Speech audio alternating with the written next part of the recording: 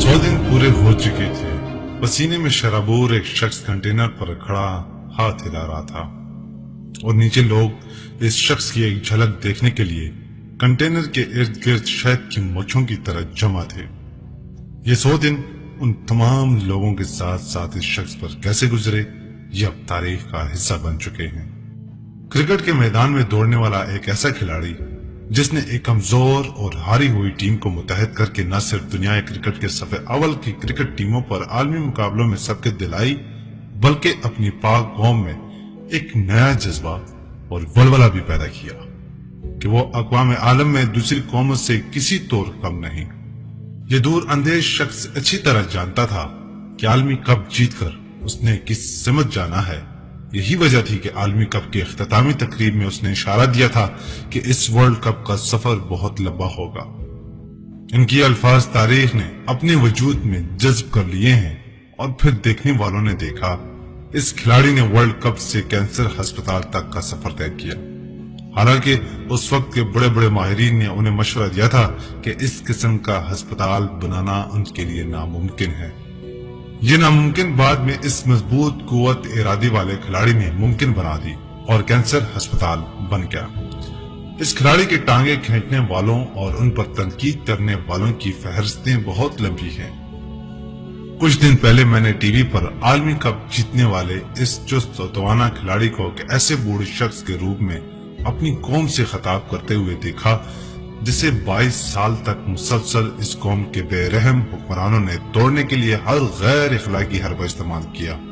लेकिन आज कामयाबी की इतनी ऊंचाई पर आकर भी टीवी पर यह मनाजर देखकर बेख्तियार मेरी आंखों में आंसुओं के 2 कतरे झलमलाने लगे और मुझे फतेह मक्का का वो वाक़या याद आया कि जब हमारे प्यारे नबी सल्लल्लाहु अलैहि वसल्लम ने अपने कुफार दुश्मनों को माफ कर दिया था।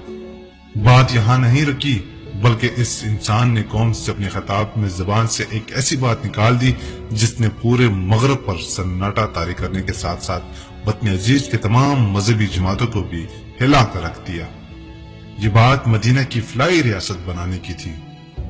मैं वो उस रियासत मेरी इंस्पिरेशन ये है कि पाकिस्तान उस तरह का एक इंसानियत का निजाम बने। मदीना की रियासत जो हम सारा मुसलमान, हम दुनिया के अजीम लीडर नबी सल्लल्लाहु अलैहि वसल्लम की मिसाल देते हैं, वो पहली रियासत थी जिधर जो एक फलाई रियासत थी। बोलने में तो ये जुमले कुछ सेकंड में जुबान से अदा हुए, लेकिन ये वतन अजीज की तारीख में पहली बार एक मुसलमान हुक्मरान की जुबान से अदा हुए।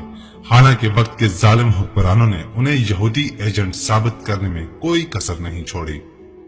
इस अजीम इंसान को मालूम नहीं कितनों ने कहां कहां किस कदर तकलीफ पहुंचाई होगी, लेकिन सिर्फ एक वजूद को, इस गोर नायाब को खोने का एहसास हुआ, यानी जमायमा, जिसने बाद में न सिर्फ इस अजीम इंसान की मरहम पट्टी की बल्कि हर मुश्किल मोड़ पर उनके लिए सहारा भी बनी रही।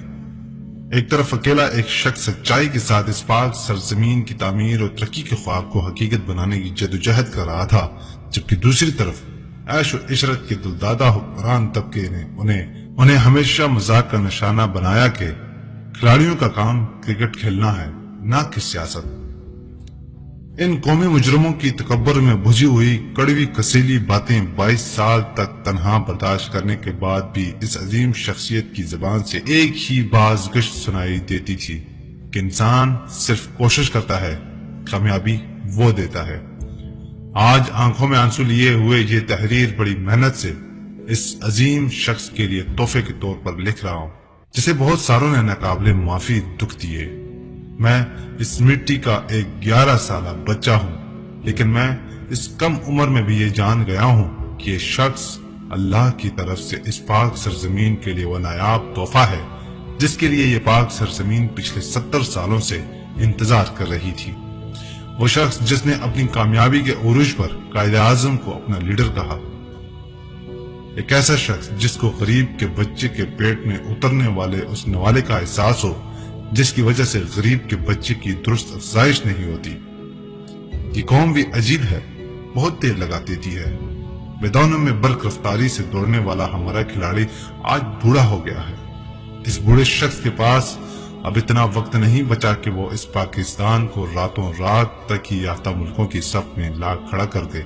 لیکن اس شخص کو اللہ تعالیٰ نے اپنی زندگی میں ان تمام قومی مجرموں کو جو کہ سب ان کے خلاف اکٹھے ہوئے تھے ایسا ذلیل و خوار کر دیا جس کی نظیر پاکستان کی تاریخ میں ڈھونڈنے سے بھی نہیں ملے گی۔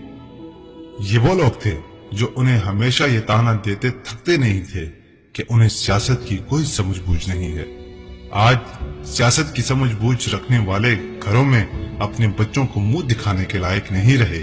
آج پوری دنیا کی نظریں پاکستان پر لگی ہوئی ہیں، کیونکہ جو شخص آج وزارت عظمیٰ کے منصب پر بیٹھ گیا ہے وہ آج کے دور میں قائد اعظم کا جانشین ہے، جو بیرونی طاقتوں کو بھی اس کی زبان میں منہ توڑ جواب دے سکتا ہے، جو پرچی کے بغیر نہ صرف لگاتار بول سکتا ہے بلکہ اپنے بول کے جادو سے بڑوں بڑوں کے چھکے بھی چھڑا سکتا ہے۔ ہمیں چاہیے کہ ہم عمران خان کا ساتھ دیں، نئے پاکستان کو تکمیل تک پہنچانے میں ہم عمران خان کی بھرپور مدد کریں۔ اگر آپ کو یہ تحریر اچھی لگی تو برائے مہربانی اس ویڈیو کو لائک کریں اور اس کو اپنے دوستوں کے ساتھ ضرور شیئر کریں۔